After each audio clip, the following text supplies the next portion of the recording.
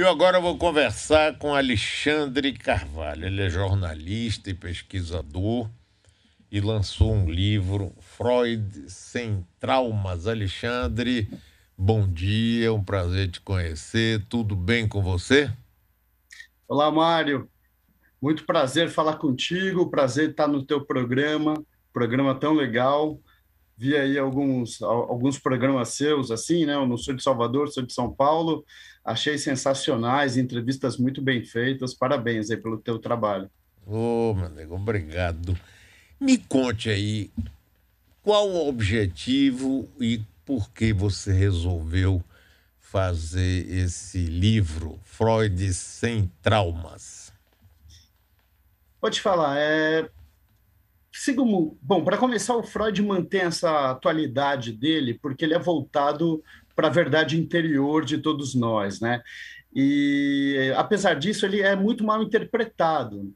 Ele está consolidado na cultura popular. Você vê que tem Freud no enredo dos filmes, é, nas novelas, nas minisséries, nas notícias de jornal, nas crônicas mais legais assim que você encontra, nos papos de mesa de bar.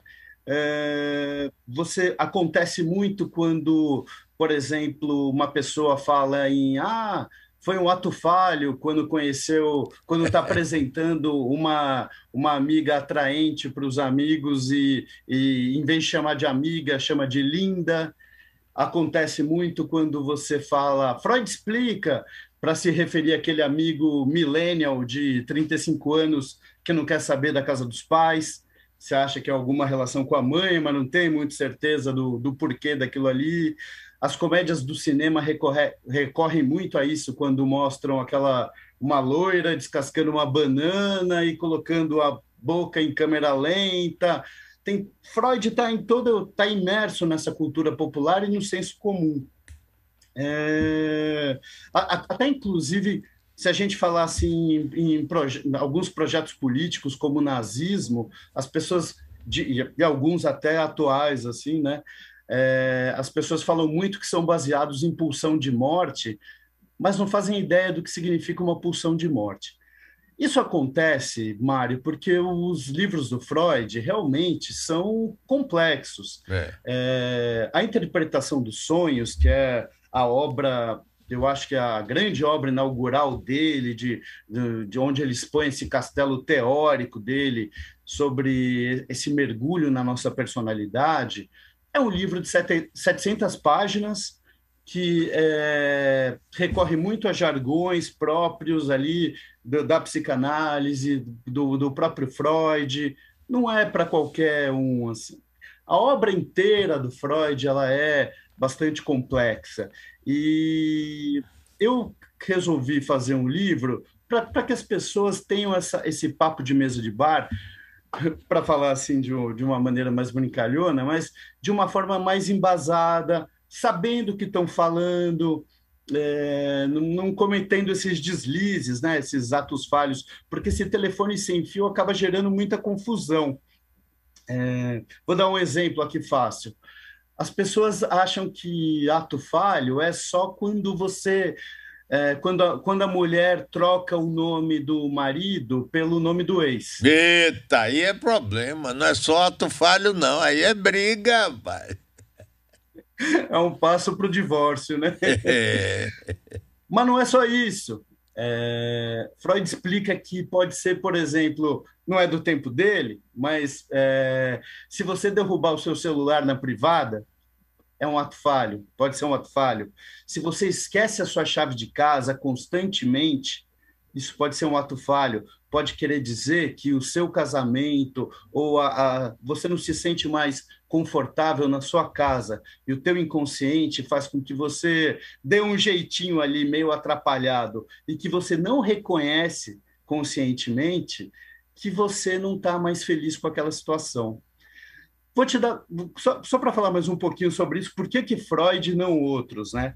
A Marie Curie, ela foi a primeira mulher a ganhar um prêmio Nobel. Sim, E ela, inclusive, foi a primeira pessoa a ganhar dois prêmios Nobel na história. Só que você não vê ninguém conversando com os amigos sobre a Marie Curie e você não vê memes de internet sobre ela. Por quê? Porque o assunto dela, o objeto de estudo dela, era a radioatividade. A gente não fica falando de radioatividade no dia a dia, né? Pouca gente se arrisca a conversar, a jogar conversa fora nas redes sociais sobre teoria da relatividade, sobre Nietzsche, porque não são assuntos assim do nosso dia a dia. Mas falar de Freud é muito mais natural, porque ele fala da natureza humana, ele fala das nossas emoções, ele fala de desejos que a gente tem e que são reprimidos, ele fala de motivos do como chegar nos motivos das nossas traumas que a gente nem reconhece. Então, se houvesse um ranking fictício dos pensadores mais citados em mesa de bar, com certeza Freud seria o primeiro. É Então, verdade. que tal se a gente falar dele com mais conhecimento do que ele estava querendo explicar, né? Sim, e aí, como é que você organizou e trabalhou esse livro? É uma forma de você descomplicar ele para as pessoas? Como é, Alexandre? Sim. Bom, primeiro deu um trabalho danado, né? Eu li todos os livros do Freud, eu li a maioria dos ensaios que ele fez, tudo. E eu tenho uma experiência como jornalista da revista Super Interessante, que é uma revista especializada em traduzir para o público leigo conceitos complexos de ciência, e mesmo de história, política, de diversos assuntos que não são tão fáceis assim à primeira vista. Se a pessoa for na leitura original desses assuntos. Então, isso me ajudou muito.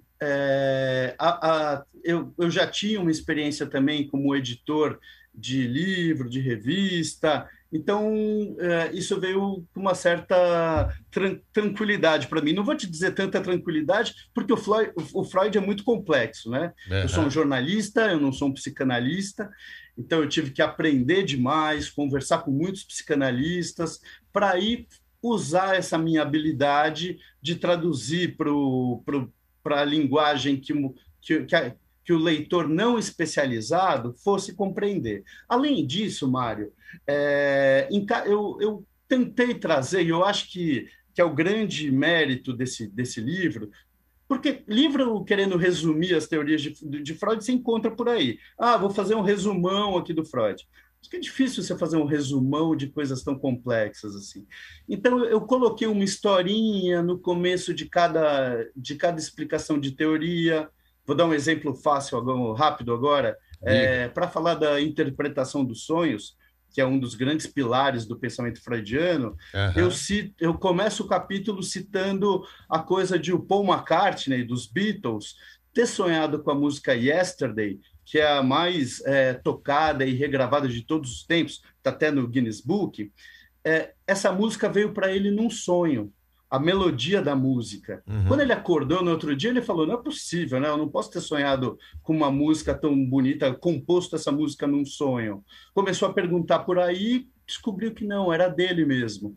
E o Freud diz que, às vezes, conceitos, algumas manifestações artísticas mais superiores das pessoas mais criativas já chegam à consciência prontas, formadas pelo mecanismo do nosso inconsciente. Sim. É, e você conseguiu abordar nesse livro de uma forma simplificada que permite a gente ler com tranquilidade os principais conceitos ou as principais teorias emitidas por Sigmund Freud?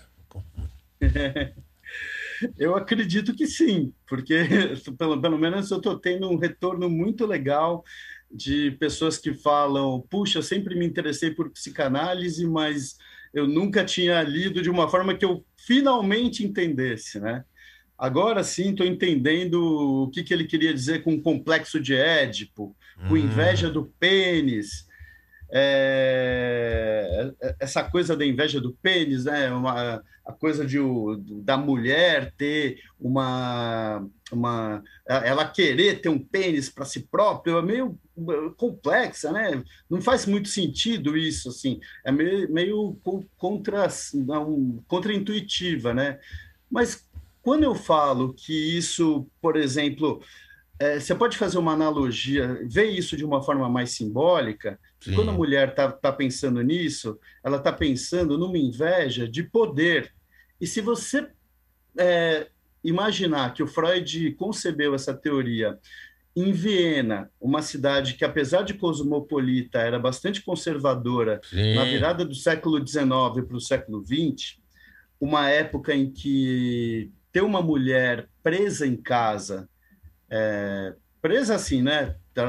O status do homem daquela época era ter a mulher em casa sem fazer nada, porque isso queria dizer que ele tinha poder aquisitivo para ter criadagem.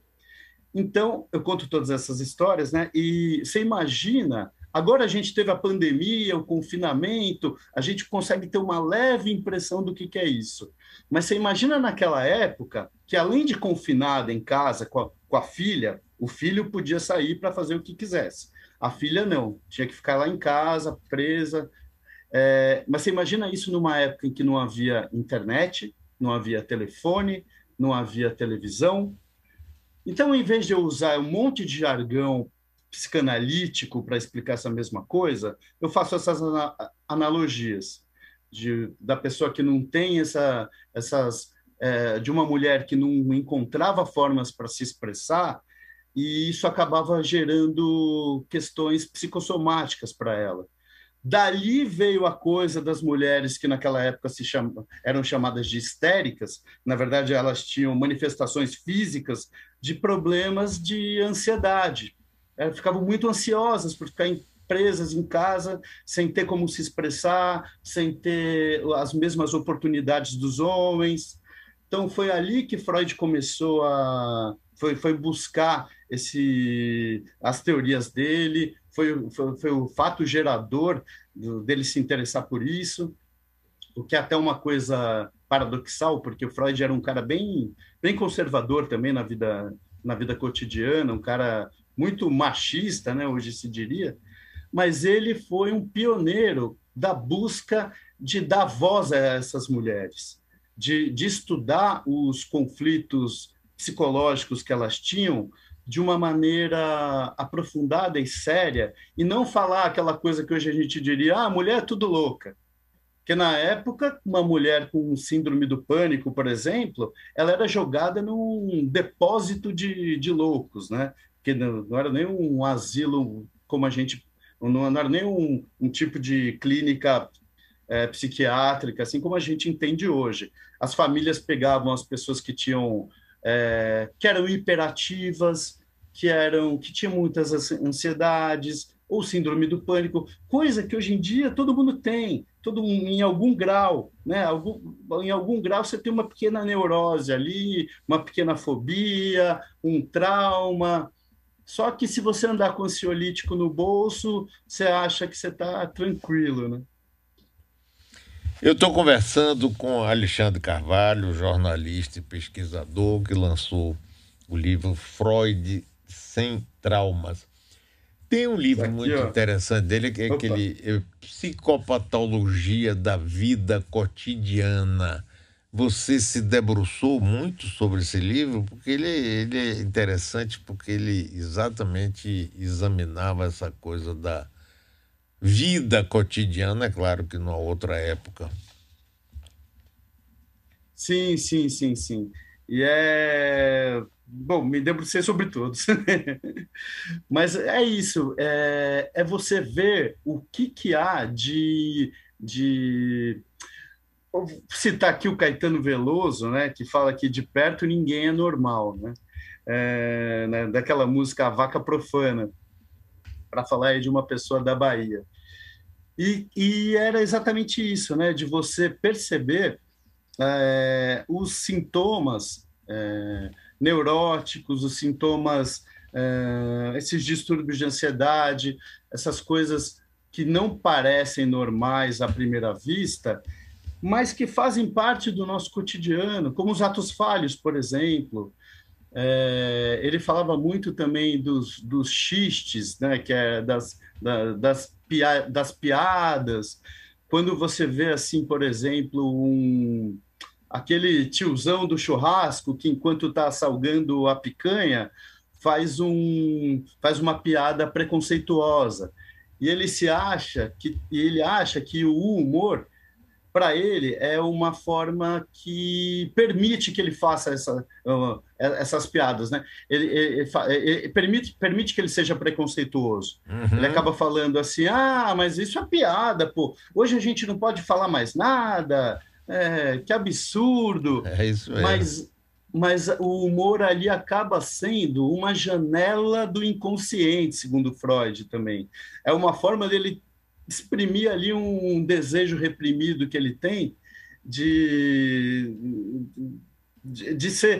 de manifestar esses preconceitos, que às vezes são preconceitos gerados também por esses desejos reprimidos, né?